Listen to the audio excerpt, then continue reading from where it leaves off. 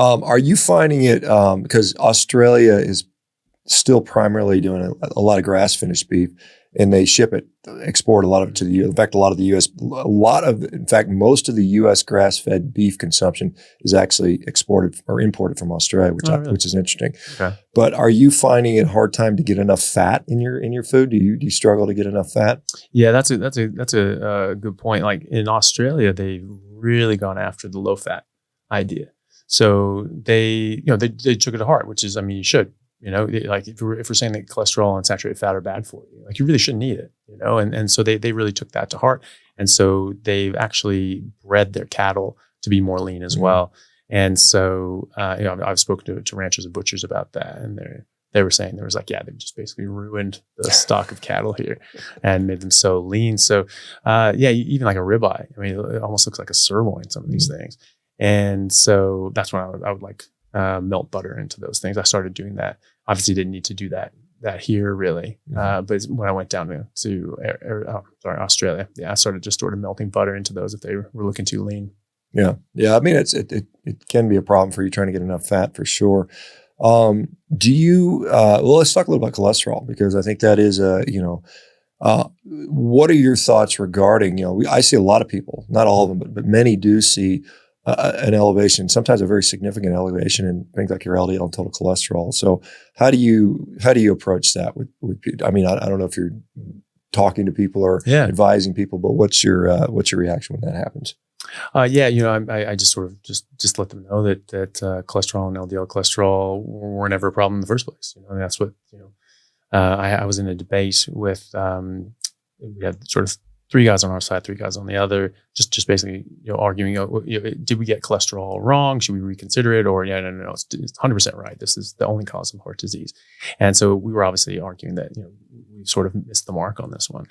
There are a lot of historical, there's a lot of historical documentation that actually shows that the original studies vilifying cholesterol were sort of tampered with.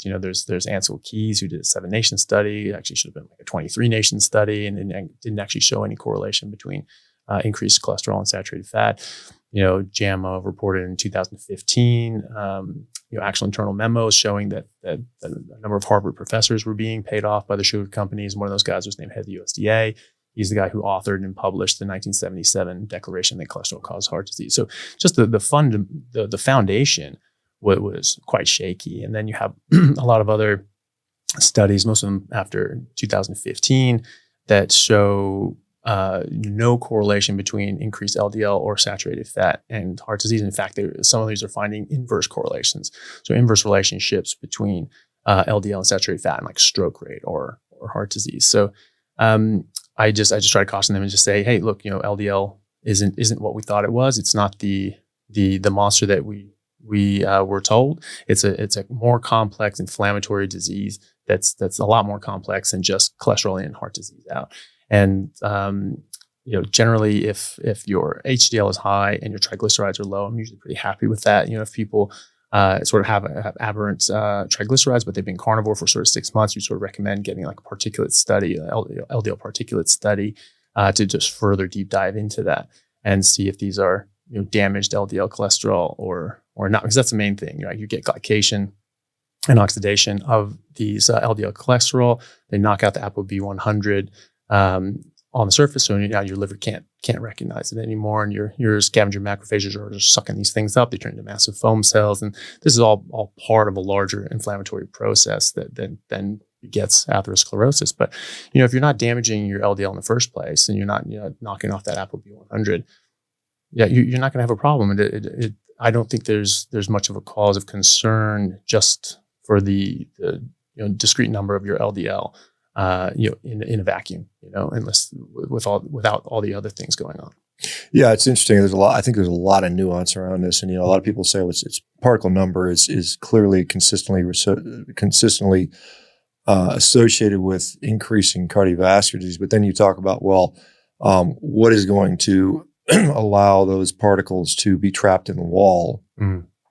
And some of it has to do with the proteoglycan production, which is modifiable by glucose levels, by different dietary components, things like carnitine probably have a beneficial effect in there. So I think it's very nuanced, and we don't know as much, and that's why we consistently see people with higher LDL not developing heart disease. At least some of them do. And so the question is, what's different about those versus somebody else? And I think I don't think we know all those things. So I'm often not dismissive of it, but I say, hey, it may or may not be as big of a concern as somebody else may put it out to be, because there's a lot of risk factors for heart disease, and ApoB is one of them, and certainly well recognized. But again, what's your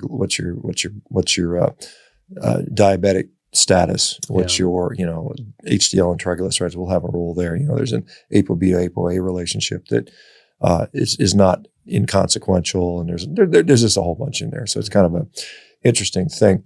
Have you had you're 42, so you're still on the young side. Have you had any concerns with your particular own labs and stuff like that? No. I mean, when I was down in Perth, so after about a year or so down in Perth, I met up with a guy he's like endocrinologist and does functional medicine, and has been doing bariatric medicine for like 40 years. And he's always, been sort of ahead of the curve on diet and fasting and all that. He's been very successful with that, and help people lose just a tremendous amount of weight, get them healthy, get them off medications as well. And so he was very interested. I was talking to him about the carnivore diet, and he was picking my brain about that. And he was like, well, it all makes sense. That's actually really interesting. And, you look like you're in good shape. You look like you're healthy, but, what have you gotten your blood work done? What about we do a whole panel and just check under the hood and see what's going on. And, I wasn't too concerned about it because, I believed in the core principle that, we are carnivores as a species, and this is what I'm biologically, physiologically supposed to eat. So I was pretty confident that, and I felt great. And so I was pretty confident that whatever my bloods were, they were going to be pretty good.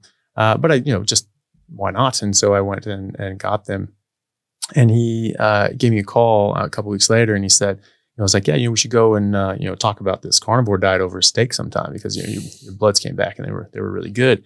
And we went through them, and they used a whole battery, all the different hormones, minerals, vitamins, everything.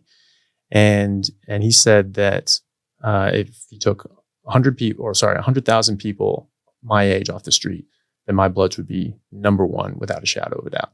And he actually looks at reference ranges, not as just the normal lab reference ranges, but he looks at reference ranges for people in their 20s who are healthy, and that gives you a very different range on a lot of these things. And he said that most of mine were in those ranges. I was sort of 38, 39, 39 at the time, and so 39, 40, yeah. Anyway, and so it was. I'm not going to have, all my testosterone and everything like that the same as like, a peak 25-year-old, because I'm not 25, but they were certainly like well, in the range for, sort of normal lab tests, but they were good either way. So, the only thing that was sort of, off kilter is like you say, my LDL was a little high, but it wasn't even that much higher than the reference ranges. And like, I wasn't too worried about it. My HDL was very high. My triglycerides were very low. So I wasn't too concerned.